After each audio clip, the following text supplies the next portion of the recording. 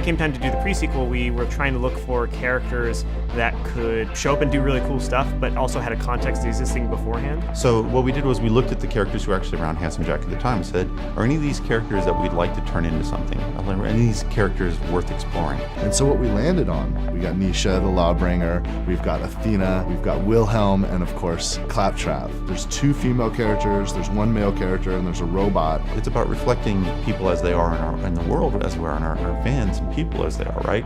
Initially, when we built this universe, said it's going to be diverse, it's going to be interesting, and it's going to be culturally diverse, because culture is something we adore.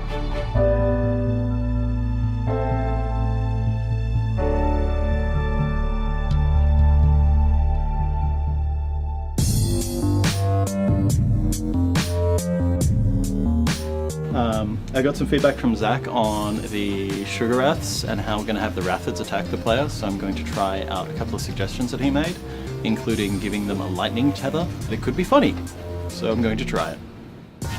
Well, you become one of the Vault Hunters, one of the heroes that's sort of working with Handsome Jack during his rise to power. And his closest lieutenants, it was very clear in Borderlands 2, were Wilhelm and Nisha. Now, Wilhelm, we know what he's going to become in Borderlands 2. Something that's really unique about him is you're actually visually changing him. You're unlocking robotic arms, robotic legs. In the pre-sequel, he starts out fully human, and as you build out his skill tree, he slowly becomes more cybernetic. And also he has his 2 support drones, which is his special ability. One of them will go out and attack, and then the other one will actually hang behind and recharge Wilhelm's shield. He's just cool, man.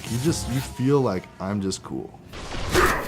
And then we've got Nisha, who's the gunslinger. So she's like sort of Wild West. Everybody loved Nisha. She was this character that we all regret killing off.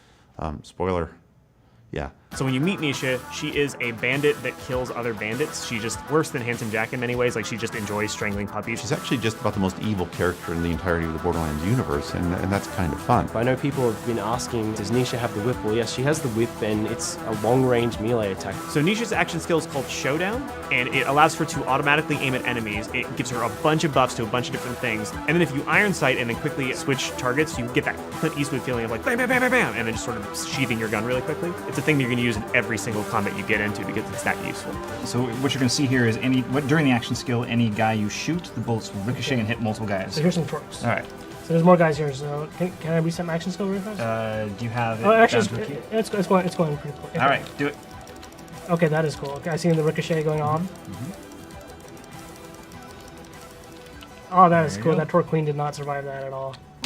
Athena is a character from the General Nox DLC from Borderlands 1, the 3rd DLC. She was just a cool NPC that fought alongside you and helped you take down a bunch of bad guys. And we really wanted to explore her story and her difficulty and balance between good and evil, because she's sort of an assassin trying to find her way. Atlas is completely gone. She is out of money. She's out of food. She needs to take any job she can to get by. We also have been talking about having a character with a shield for years, but they're not as much fun to play in a video game because you're walking behind this shield moving really slow. We wanted someone who was fast and active and energetic and got into the battle. So Athena's action skill is the Kinetic Aspis shield, and it basically works where she puts it in front of her body, and any incoming damage that happens to the shield basically charges up its power. When you build that skill up, you can get to the point where you can take out 3 or 4 or 5 of those enemies with that shield, and that's just really cool to play with. Athena's a badass. I just feel like an awesome, ass-kicking superhero when I play Athena. I definitely see the disco mode. Hit it, and then basically go get close. Oh, snap. So the disco ball is just doing all the work for me. That's really cool.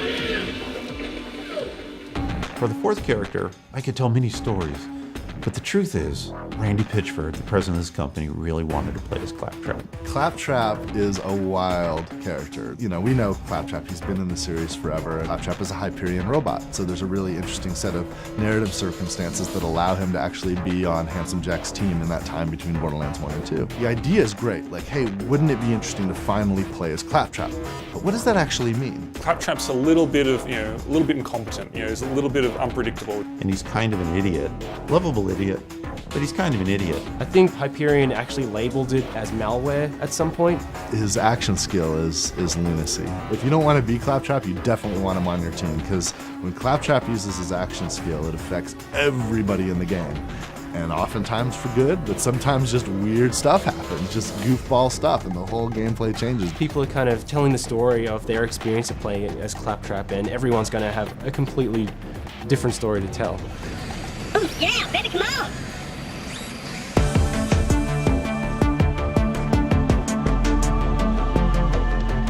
Borderlands is all about building on what's happened before to build a stronger product next time. A lot of the things that were still kind of lingering that just needed to get out of us after we'd finished Borderlands 2 were able to get into Borderlands the pre-sequel. In the weapons, it was like, okay, well, what gun fantasy are we not hitting? Because we have the Western fantasy with Jacobs, we have the, American action movie star with Torg. We want to make people feel like they're having a fresh experience. You know, it's a big game. You get your money's worth when you play a Borderlands game, and that is a thrill.